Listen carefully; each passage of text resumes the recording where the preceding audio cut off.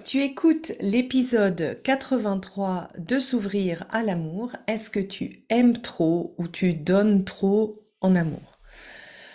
Alors, cet épisode, il s'adresse à toi si tu as ce sentiment de trop donner dans ton couple ou tu as l'impression en fait d'aimer trop l'autre et tu te rends compte finalement que ton partenaire n'est peut-être pas aussi accro que toi.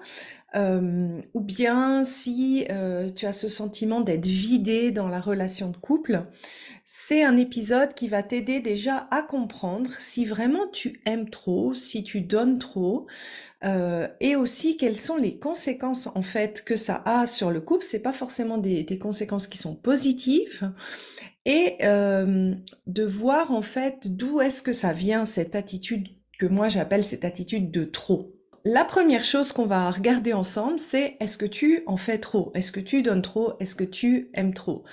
Euh, Petite remarque, pour moi, il n'y a pas des contes d'apothicaire en amour. C'est-à-dire que quand tu donnes à la hauteur de ce que tu veux donner et quand tu le fais, en fait, tu le donnes de manière généreuse, euh, sans forcément attendre que cela te soit rendu un pour un dans la réciprocité. Mais ce qui est important, c'est de voir que d'une manière générale, il y a une réciprocité de l'intérêt de l'autre partenaire. Donc c'est pas un compte, on va dire direct, mais on va dire un sentiment en fait que de manière générale l'intérêt est réciproque et que ça va bien dans la relation. Alors j'ai voulu te poser 4 questions pour t'aider à voir s'il y a un vrai ou un réel déséquilibre dans un des domaines. Le premier, c'est pour se voir. Qui agit pour voir l'autre? Est-ce que c'est toi qui es sans arrêt en train de te déplacer pour aller chez ton partenaire? Si la personne habite dans une autre ville, est-ce que c'est toi qui te déplaces? Ou est-ce qu'il y a une répartition qui est plutôt équilibrée là-dedans? Ensuite, la deuxième question, c'est qui s'engage dans la relation? Est-ce que c'est toujours toi qui t'engages plus dans la relation ou est-ce que l'autre a aussi des manières de s'engager dans la relation? Est-ce qu'il te parle d'avenir dans la relation ou est-ce que c'est seulement toi qui parle d'avenir dans la relation? Ça, c'est un deuxième indicateur qui peut te dire, oui, là, je sens que c'est plutôt moi qui en fais majoritairement trop. Le troisième critère, c'est qui intègre l'autre dans sa vie. Est-ce que c'est toi, tu as intégré ton partenaire dans tous tes cercles, par contre l'autre ne le fait pas?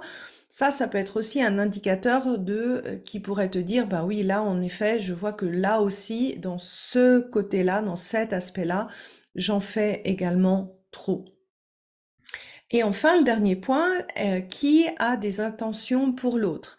Alors, vous connaissez ou tu connais sûrement les 5 langages de l'amour. Pas tout le monde a la même manière d'avoir des attentions, ou peut-être que les attentions que l'autre fait sont pas exactement ce que toi tu aimerais, mais est-ce que tu remarques que dans la partie attention, il y a un équilibre entre ce que toi tu fais et ce que l'autre fait?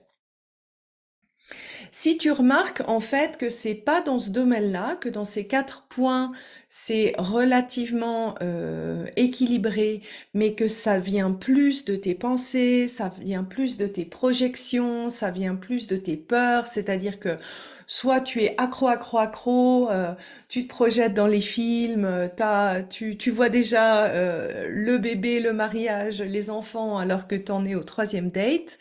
Ça, c'est un autre sujet que tu peux écouter dans l'épisode 50 du podcast que j'ai appelé le syndrome Disney. Mais si tu constates qu'il y a vraiment un réel déséquilibre dans plusieurs des questions que j'ai mentionnées, alors là, c'est vraiment un indicateur que tu forces un petit peu la relation, tu forces l'amour en donnant trop. Et ici, ce que j'aimerais t'inviter, c'est de comprendre en fait l'impact que ça a dans ta relation, dans la qualité de ta relation. Déjà, en faisant trop, tu t'empêches de recevoir. En donnant trop, tu ne laisses pas à l'autre la possibilité de te donner, tu ne laisses pas à l'autre la possibilité de montrer son intérêt, tu t'empêches finalement d'expérimenter une vraie réciprocité euh, parce que il n'a pas finalement assez d'occasions pour te donner. Donc c'est vraiment cette étape de dire j'arrête de donner, je laisse cet espace vide pour me permettre de recevoir. Et ici, c'est vraiment au départ cette sensation de vide. Ça peut être difficile, ça peut être paniquant. Ça, on va voir un peu plus tard d'où est-ce que ça peut venir du passé. Mais pour recevoir, la première étape, c'est de se donner cet espace aussi pour pouvoir le recevoir en arrêtant de donner.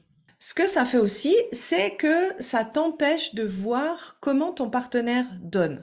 C'est assez rare que chaque partenaire a exactement la même manière de fonctionner, la même manière de montrer son amour, la même fréquence en fait pour montrer son amour.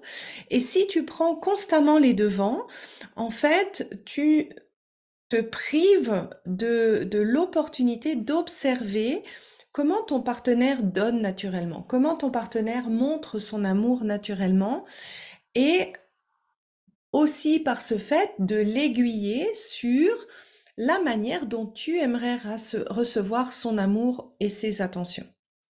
Et je dirais le troisième point qui n'est pas des moindres, en fait, en donnant trop, en faisant trop, tu crées un déséquilibre dans la relation.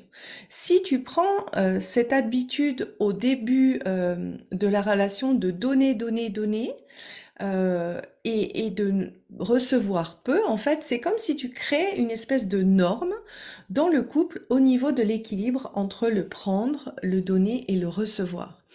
Et une fois que cet équilibre est établi, une fois que la relation est établie, eh bien, c'est plus difficile de le changer parce que c'est un peu comme si le contrat de relation avait été fixé. Ben voilà, tu donnes cette habitude de donner beaucoup, c'est la norme dans votre couple. Ça peut vraiment être difficile d'inverser la vapeur. Et le pire dans tout ça, en fait, c'est que l'autre, inconsciemment, peut ressentir que tu es dans le trop, que tu es dans je prends la majorité de l'engagement, je prends la majorité de l'intérêt. Et inconsciemment, en fait, ça crée ce que j'appelle moi une dette relationnelle, c'est-à-dire que inconsciemment, la personne ressent ça, ressent que tu donnes au-delà de ce que tu voudrais donner, que tu donnes majoritairement. Et ce que ça fait souvent, c'est que la personne, elle fuit. Parce que inconsciemment, elle ressent cette dette relationnelle et elle se dit, oh là là, mais si je dois la rembourser, si je dois rééquilibrer la relation, eh bien, c'est trop gros, c'est une trop grosse dette à rembourser. Il vaut mieux que je solde la relation et que je pars. Ça, je vais expliquer ce mécanisme en fait de dette relationnelle dans mon prochain épisode, l'épisode 84 sur le compte bancaire émotionnel. Donc j'espère en fait que de voir les conséquences que ça a dans ta relation t'incitera ou te motivera à réguler ça de ton côté. Maintenant, si tu en fais trop, si tu as cette tendance au trop, c'est pas par hasard que tu as cette tendance. Tu peux même en avoir conscience. Tu peux même te dire, bah, je sais que c'est pas sain pour la relation. Tu peux même le sentir toi intérieurement en te sentant vidé, épuisé ou non nourri, non aimé dans la relation. Et tu peux avoir ce sentiment de dire, mais Sandy, je sais en fait que j'aime trop, je sais que j'en fais trop, je voudrais pas en faire autant, mais c'est comme c'est plus fort que moi en fait, c'est comme si je ne connais pas d'autres options que donner trop. Et en fait, trop donner, c'est une forme d'acheter l'amour de l'autre. Et là, pour t'aider à comprendre en fait pourquoi tu as ce besoin d'acheter l'amour de l'autre, c'est de te demander pourquoi tu en fais trop, pourquoi tu donnes trop. Une première piste, en fait, ça peut être dans la preuve que tu es digne d'être aimé. Si dans ton passé, tu as reçu un amour relativement conditionné, il fallait avoir des bonnes notes pour être aimé, il fallait être la meilleure ou le meilleur pour être aimé, ça peut automatiquement te conditionner que être aimé est lié à ton faire. Donc plus tu en fais, plus tu vas être aimé, c'est assez logique. Et c'est un des aspects qui peut expliquer pourquoi en fait tu en fais trop. Une autre manière, une autre source en fait qui pourrait expliquer pourquoi tu en fais trop, c'est pour être sûr que l'autre ne t'abandonne pas. Alors ça dépend bien sûr des expériences passées que tu as eues, mais si tu as remarqué que si tu avais énormément d'attention, si tu étais énormément présent, eh bien tu n'étais pas abandonné, automatiquement ça va être quelque chose que tu vas vouloir euh, reproduire dans ta relation actuelle, ou au contraire, si tu as eu le sentiment d'être beaucoup abandonné, peut-être que tu as enregistré le mécanisme en fait de survie que il faut que j'en fasse plus pour être sûr que la personne ne m'abandonne pas. Et souvent, c'est horrible parce que ce fait de donner trop et d'aimer trop, ça crée l'effet inverse, comme j'ai expliqué plus tôt. Ça va faire au contraire fuir les gens parce que inconsciemment, la personne ressent cet endettement relationnel et ça va être vraiment la prophétie qui se réalise, c'est-à-dire que tu en fais trop pour pas être abandonné, pour au final être abandonné. Et le dernier point, c'est peut-être dans ta capacité à recevoir. Si tes expériences passées t'ont fait comprendre que recevoir, c'est égoïste, ou que tu n'as pas le droit de recevoir, que tu es pas légitime de recevoir, eh bien forcément, tu vas avoir l'effet inverse qui va être de plutôt donner.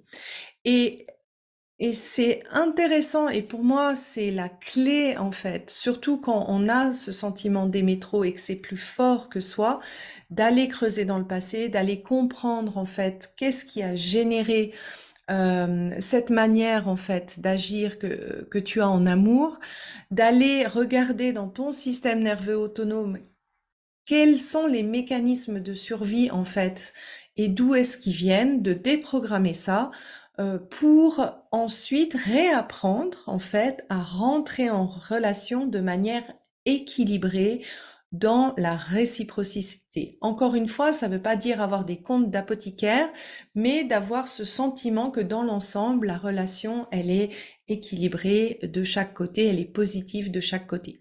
Et ça, ce travail-là, ces trois étapes-là, c'est vraiment ce que je propose dans mon programme S'ouvrir à l'amour, parce que finalement, comme tu as pu le voir, en fait, les causes sont très différentes, et donc forcément, la solution qui va marcher pour toi, elle va être autre que la solution qui va marcher pour une autre personne. Alors, j'espère que cet épisode t'aura aidé à identifier pourquoi et si tu aimes trop ou tu donnes trop en amour. Dans le prochain épisode de podcast, on va parler du compte bancaire émotionnel. Donc, tu verras, et de cette fameuse dette relationnelle. Je te souhaite une belle semaine. Au revoir.